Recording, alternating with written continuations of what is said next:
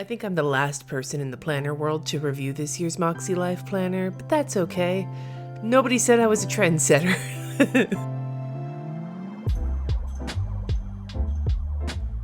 Hi everybody, today I'm going to finally be taking a look at the 2021 Makselife Goal Setting and Weekly Planner.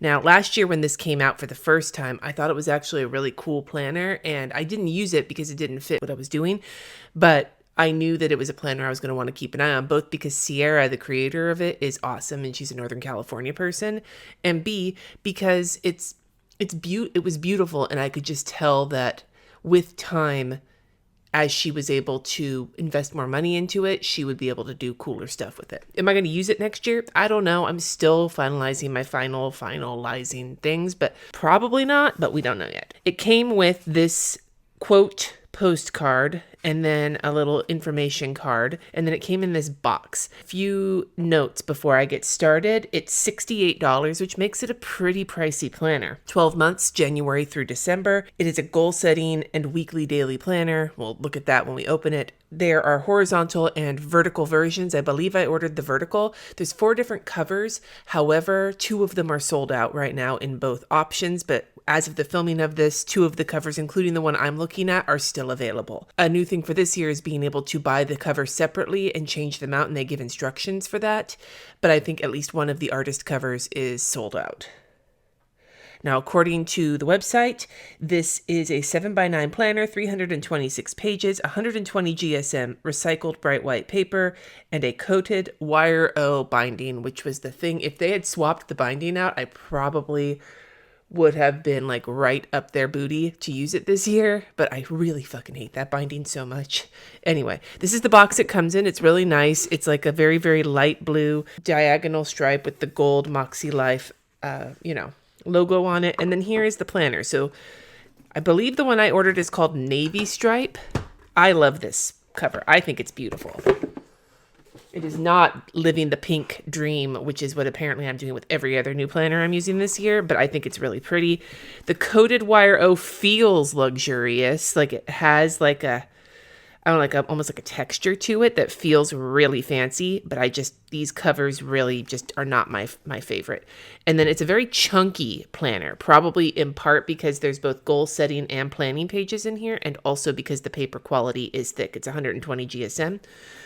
The strap is attached to the cover with gold grommets. The back has the Makselife logo on it in gold foil, and then the front just has the cover of it. Now, these covers are chipboard. They're really, really hard and durable, and they're coated with like a very lightly textured kind of paper, almost like a linen-y sort of texture to it, but not anywhere near as textured feeling as, say, the Archer and Olive notebooks, the ones that have like the cloth cover. This has that like linen texture, but it is very obviously like a more like plasticky paper kind of situation.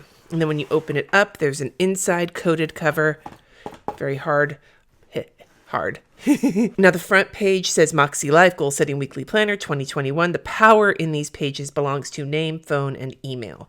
And it has like the light gray diagonal stripes pattern from the cover of from the box, except the box was kind of blue, and it looks like this diagonal stripes pattern continues throughout the planner. It fades as you get to the top of the pages. It's the darkest at the bottom and it's gone by the top. The tabs look like they are laminated, small tabs, so there's plenty of them, and they are all this like bluish gray situation. Little note from Sierra, the creator of the planner, and one of the things she explains is the word moxie, which comes from the word moxie, noun, energy, pep, courage, determination, and know-how. So that just explains the name of the planner in case you were curious. Now, it feels like the pages that have the lamination are the same paper as the rest of the planner. It's a very thick paper, but it is like there's no cardboard dividers or anything. The paper really is bright white and it's nice and thick. It's smooth, but it does have a tiny bit of texture to it, tiny bit of tooth. It's not a ton of tooth. It's nowhere near as gritty as, say, the Erin Condren paper, but it's not like buttery smooth the way the plum paper is. It's a nice kind of medium in between, not super toothy, not super smooth. I like the texture of this paper. So in here, there is a bunch of information about the goal setting system that she uses, the compass. What is it? Compass assessment, setting intention, annual, monthly goals, weekly actions, monthly reflections and quarterly review, weekly and daily features, all these things. And then some information about setting goals. There's a quote from Tony Robbins up there. I really dislike Tony Robbins. So yeah, me in quotes. Here is the compass assessment. Now, she used this in the previous planner. This is like her way of assessing, I think, is 8 different areas of your life to look at it as a whole, and each one has a color assigned to it. And from what I remember from last year's planner, the colors continue throughout the book. Like, it's a theme that all of these areas of your life get repeated when it comes to the goals that you set. This color scheme, these color choices are really kind of soothing and very well selected. Like, they fit really well together. It's a rainbow, but it fits. However, as somebody who likes to pick my own colors, I wish that it was not color coded so that you could choose your own colors for it. But I understand, like, this is her system. So the areas are personal, fun and recreation, work and learning, family and relationships, health and wellness, spiritual and personal growth, financial and physical environment. And you rate them on the life compass on a scale of 1 to 10. And then here are the questions that you use to score yourself. So what you're supposed to do is rate yourself on a scale of 1 to 10 with each of these statements. And then for each category, add them up and divide them by 8 because there's 8 questions, and that gives you your average score for that particular. So you're not just like blindly rating yourself. You're rating yourself in here. So let's just do one of them. Let's see. Which one am I interested in? I don't know what I'm interested in. We'll work on physical environment. Let's look at that. So physical environment. My home, car, and workplace are clean and safe. I would rate myself a 8 because they are safe and mostly tidy, but my car is a wreck right now.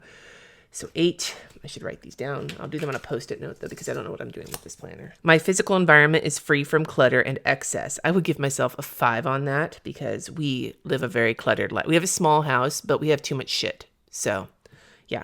I enjoy spending time in my personal spaces. I would give myself an 8 for that. I feel organized. 6. I am up to date on necessary repairs and maintenance. Ooh, that's a 4 right now. We're really behind on that shit, which is, I already know is going to be one of my goals, is getting better about it this year. Like, without doing the power sheets, I know that that's coming. There are physical areas where I can go to recharge and experience comfort. Absolutely. 9 for that. My bedroom is my comfort zone. My environments support having positive energy, good habits, and personal success. 7. I feel supported in the management of my home. I'm going to go with a 6 because Jess is wonderful at doing things when I ask him to, but remembering to do things or catching them himself, he's not quite so great at. And both of my kids, again, same thing. They'll do it if you ask them to, but they don't pay attention, and it's the paying attention that I really need help with. So let's add these up. Math. So I guess I would be rating myself, a 6.666 on this? Okay, and I know I would want to rate myself like a 9 by the end of the year. So that's interesting. I might wonder about doing this later. So intentions for 2021, what could I use more of in my life this year? What could I use less of in my life this year? What characteristics would I like to nurture in 2021? 3 habits I'd like to develop this year. This year I will be more, I will do less, I will give myself grace for, I will let go of, I will embrace, and then a spot for your word of the year and what it means for you. Here is the setting goals section, and this is interesting. These are the things that she wants you to consider before you set a goal. Is this goal in alignment with the intentions I've set for the year? Will this get me closer to what I really want in life? Is this a goal I have chosen for myself? Does this goal feel good and motivating to me? Can I emotionally commit to starting and finishing this goal? Do I see myself achieving this goal? Is this goal realistic? Is it achievable in the time frame I've set for myself? If you answered no to any of the questions above, revise the specifics of the goal or let it go completely. I like this because the whole SMART goals thing, attainable or achievable, time-oriented, all those things, I understand that system, but I tend to operate more from a base of feelings than a base of quantification of things. I'm more motivated by things that feel right than things that the numbers say are right.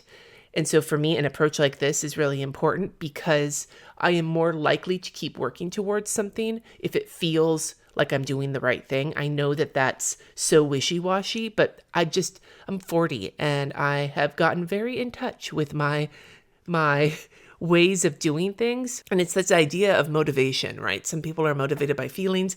Some people are motivated by praise. Some people are motivated by rewards, And so knowing that the goal that I want could be the most could fit every single piece of the SMART goal framework. It could be the most it just makes the most sense numbers wise. It makes the most sense time wise. It makes the most sense whatever wise. But if it doesn't feel right to me, none of that matters. So that is what it is, for good or for worse. Setting goals. It says keep your goals short and memorable. 3 to 10 words are ideal. Write approach goals versus avoidance goals by framing them in the positive. So her example is clean my garage this weekend versus get rid of clutter. Then she said goals must be measurable and specific. They need to answer what, how much, by when. And so it's go to the gym 3 times this week versus exercise more. They need to have a deadline, and you can set them within an annual framework, a monthly framework, or a weekly framework. And you can do realistic yet challenging goals. So, don't be afraid to reach, but make sure that it's achievable. There is a point where maybe you're setting the bar. Sometimes when I write a to-do list and I put things I've already done on there, that seems like I'm kind of putting the bar low, but I get to check it off. So I don't know, something to think about. Setting goals. 3 types of goals: achieving what you want in life, improving what isn't working, and maintaining the things that are already going well. It talks about stretch goals, progress goals, and maintenance goals. And then there are steps for setting your annual, monthly, and weekly actions. And then your weekly reflection questions. Things to consider, words to consider, things to consider in each area of life when writing goals. And there's a whole bunch of words in each of these. So we'll go back to the whole physical environment thing I was just talking about. The words here are house, work, school, car, garage, yard, clothes, furniture, possessions, pets, garden, organization, clutter, mail, home management, support, energy, peace, and comfort. And then this is a spot to create a list or mind map of ideas, dreams, and goals for the upcoming year. Then you have your annual goals for 2021. So there's a whole bunch of space. You basically get not half a page, but close to half a page for each one.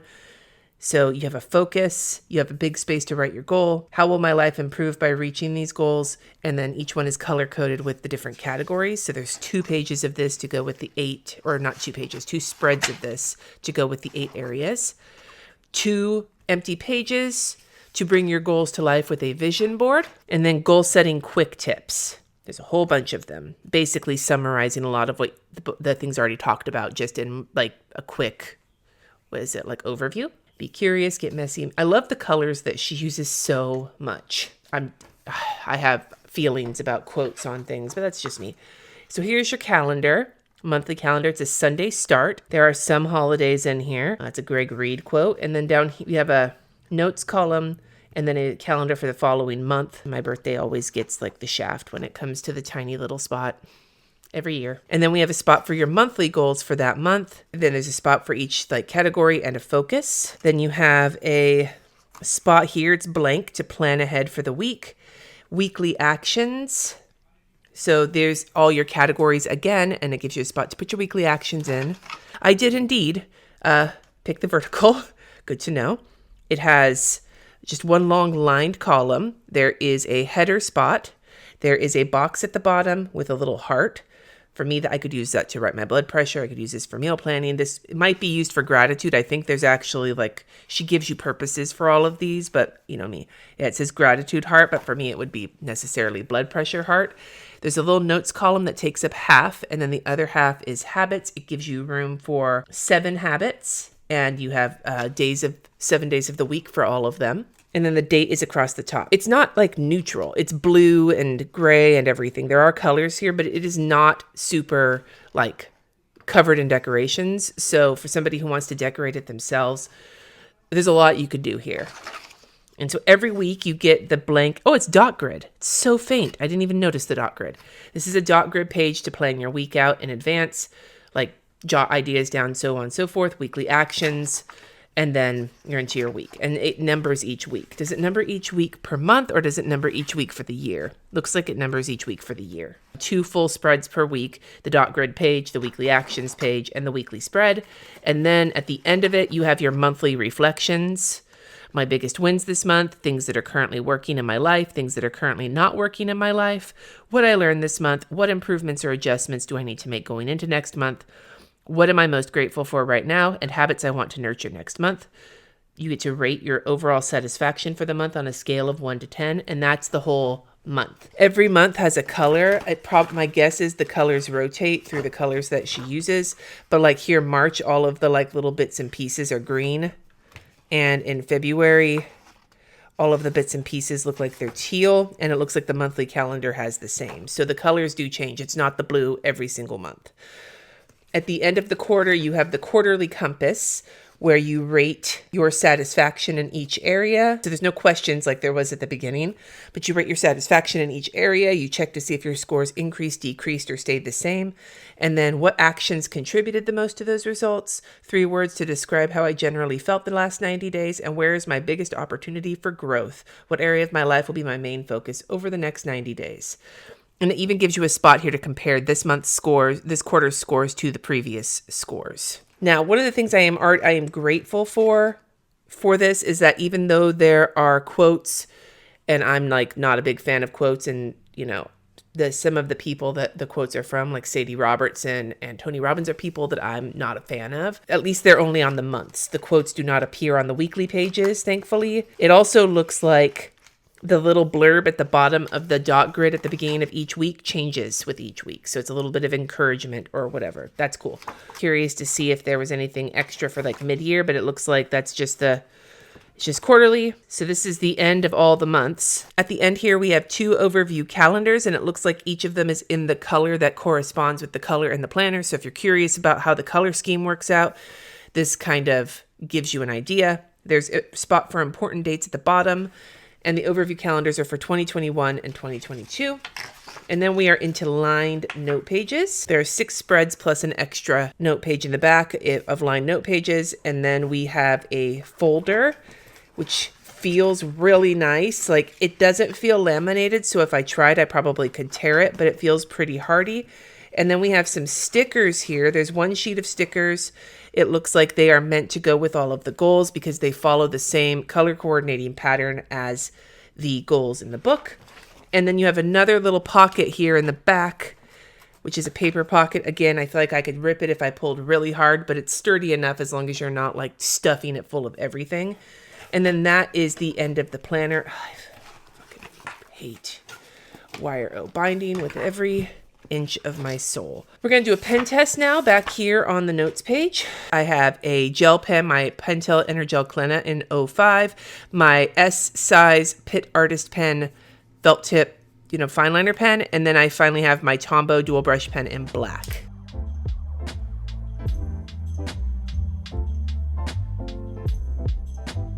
I also added a mild liner highlighter. So they went down really smoothly. The highlighter was actually really enjoyable to write with. There is a little bit of shadowing with the Tombow, but that's it. And I can feel a little bit of ridging from the gel pen, but not a ton. This paper is really nice. This planner is really nice. Wire O binding notwithstanding. And this is probably the nicest wire O binding I've seen, which is still wire O binding, but the coating is actually really nice on it. But yeah. This is a really, really nice planner, and I think I'm going to hang on to it. If I decide that using just a bullet journal doesn't work for me next year and I need to add a planner to the mix, I feel like this will be the planner that works for me. I don't need all the goal setting stuff in it. Like, I'm going to be using the power sheets, and I like that process. This is a nice process of goal setting. I really do like it, but I also really like the power sheets version, and I just wonder if using this with the power sheets might be redundant. So I'm not really sure. Like, I need to kind of think about it a bit more, but I'll be doing my power sheets filling in this week, and that might give me a better idea. But it's nice. It's a nice planner. I guess the biggest caveat to this planner, the biggest like downside to this planner, with the exception, like not counting the wire O binding, because it's a very quality planner, even with the wire O binding, but I hate that binding. The biggest downfall of this planner is the price. It is an expensive planner. Now, if you think about it, it has a goal planner and a weekly, situation. It's a very, very packed planner, and it delivers on what it says it's going to give you. So if you just get this and you don't buy the power sheets or another goal setting situation, then the price really makes sense. But if you're already using something like that, then it might be hard to justify the price, especially if there's stuff in this planner you're not going to use. So it's something to think about. If you would like me to compare this to the power sheets at some point, I totally can. It probably won't happen though until into January because of everything I've got going on here. Just let me know in the comments below, and I'd love to hear your thoughts on this and any other planners you might like me to take a look at as we head into the new year. I really like it. I do like it. It feels weird to say that with my finger on the wire O binding. Thank you so much for watching. Be sure to stay safe, wash your hands, wear a mask, take care of yourself and the people around you, and subscribe. And until next time, friends, peace out.